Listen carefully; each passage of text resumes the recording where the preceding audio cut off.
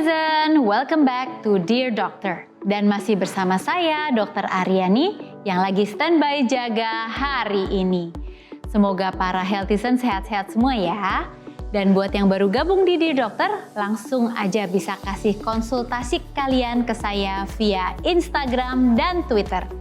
Dan untuk kali ini saya sudah sangat antusias untuk menjawab semua pertanyaan dari Healthizen. Nah, sebelum saya mulai menjawab pertanyaan kalian, saya tidak akan bosan untuk mengingatkan selalu pakai maskermu untuk kesehatanmu dan selalu terapkan 5M ya. Nah, pertanyaan pertama, ada kiriman video nih dari Aris ya. Kita simak yuk. Dear Dokter, hai dok, saya Aris. Saya punya anak. Anak saya udah 2 hari ini panas tinggi, mencret, demam, batuk. Tapi saya tidak teskan dok, dan anaknya itu tidak mencium bau dok. Apakah anak saya terkena COVID ya dok? Terima kasih dok. Oke, Dear Aris, terima kasih pertanyaannya. Jadi, anakmu ini memang mengalami demam, panas, dan batuk. Dan ada riwayat hilang penciuman. Baik, untuk itu kita harus melihat karena infeksi COVID itu juga bisa mengalami demam, mengalami infeksi saluran pencernaan seperti batuk atau pilek, dan juga bisa mengalami gejala saluran cerna. Gejala saluran cerna yang bisa terjadi pada infeksi COVID yaitu sakit perut, diare, mual, dan muntah. Karena itu memang yang terbaik untuk mendiagnosis infeksi COVID-19 adalah dengan melakukan PCR swab. Apabila anak tidak dilakukan PCR swab, maka anak perlu diisolasi mandiri apabila keadaan umumnya baik. Dan apabila keadaannya ada perburukan, misalnya semakin sesak atau demamnya tidak turun-turun, maka bisa dibawa ke layanan kesehatan terdekat. Nah, pertanyaan kita selanjutnya dari @irnanda. Dear Dokter, anak saya 7 tahun terpapar COVID. Bisakah dia menjadi donor konvalesen? Oke, terima kasih Dear Irnanda atas niatannya. Tapi memang anak-anak itu yang kurang dari 18 tahun belum boleh memberikan donor darah. Donor darah biasa saja mereka belum boleh, apalagi donor konvalesen.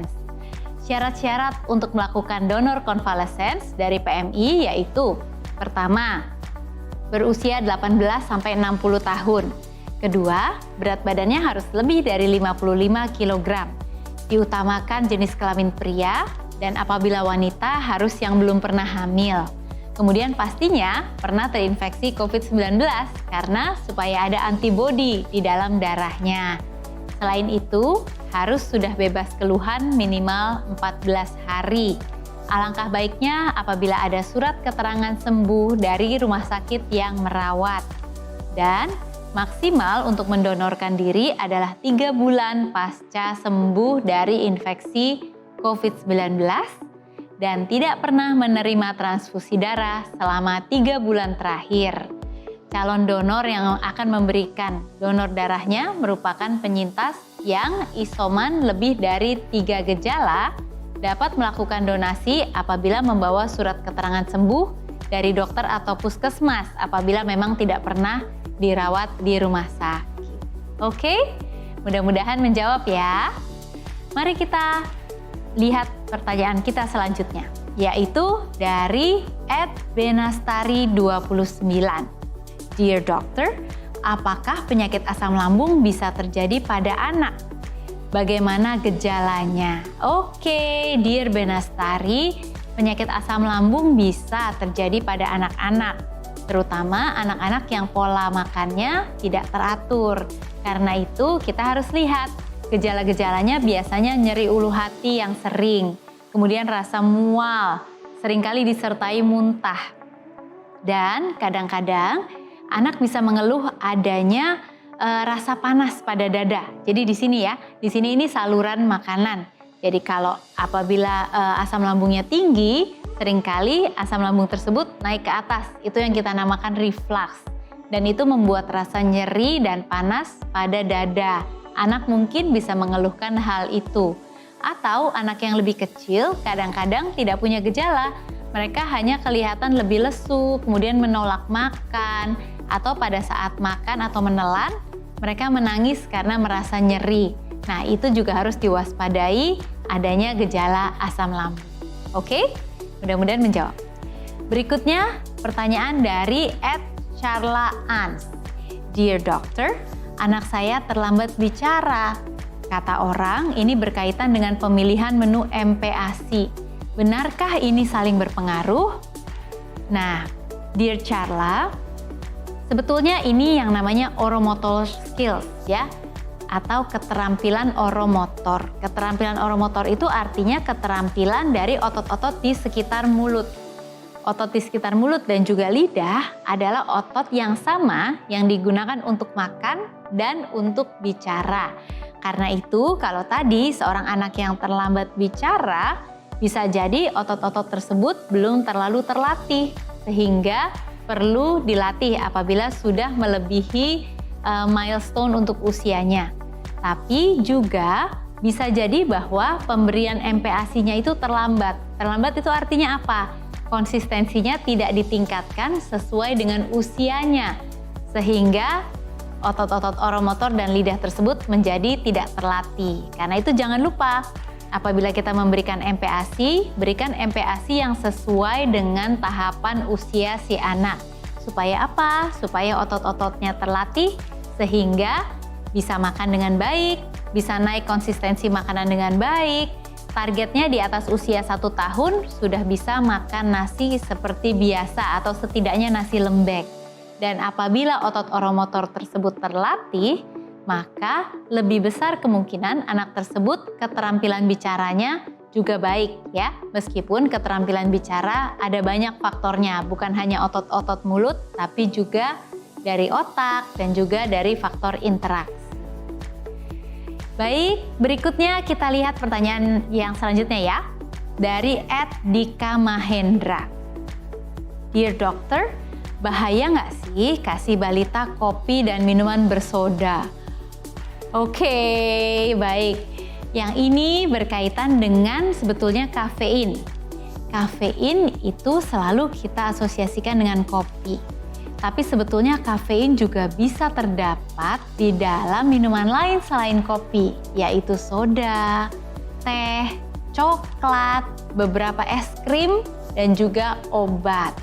Nah, seberapa banyak sih yang ada di dalam minuman-minuman tersebut? Bisa berbeda-beda sesuai dengan jenis minumannya. Contohnya, dalam kopi sekian mililiter misalnya terkandung 250 mg kafein.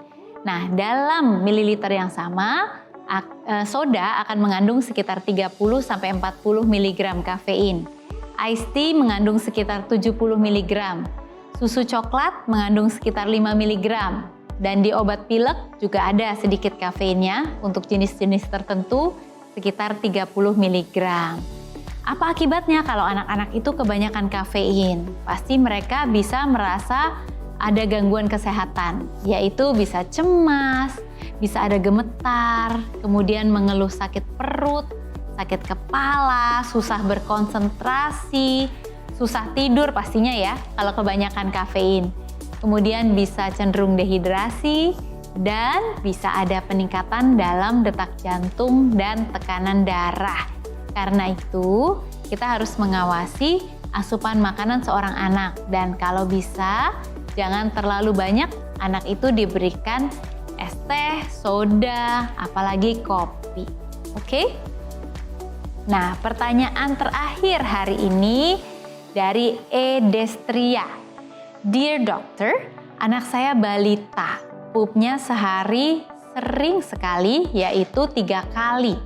Ini normal nggak sih dok? Normalnya seperti apa? Dan apa saja yang harus dikonsumsi supaya pencernaannya normal? Nah, Dear Destria, yang namanya pup pada seorang anak itu berkisar antara yang paling normal nih ya, 2 kali sehari sampai 2 hari sekali. Dengan catatan pupnya itu konsistensinya baik, kemudian lunak, tidak pernah keras atau nyeri pada saat dikeluarkan, dan juga tidak cair. Nah, apabila anak pup 3 kali sehari, maka yang kita lihat adalah apakah dia bisa tumbuh dengan baik.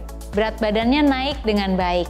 Bisa jadi buang air besarnya yang banyak adalah karena makannya memang terlalu banyak, sehingga sisa makanan yang tidak digunakan oleh tubuh karena sudah cukup dikeluarkan kembali. Karena itu pupnya menjadi sering. Tapi apabila seorang anak tidak tumbuh dengan baik, berat badannya tidak naik sesuai dengan grafik pertumbuhan, disitulah kita harus waspada. Bawa anak ke dokter untuk diperiksa dan dipastikan bahwa penyerapannya dan pencernaannya berfungsi dengan baik.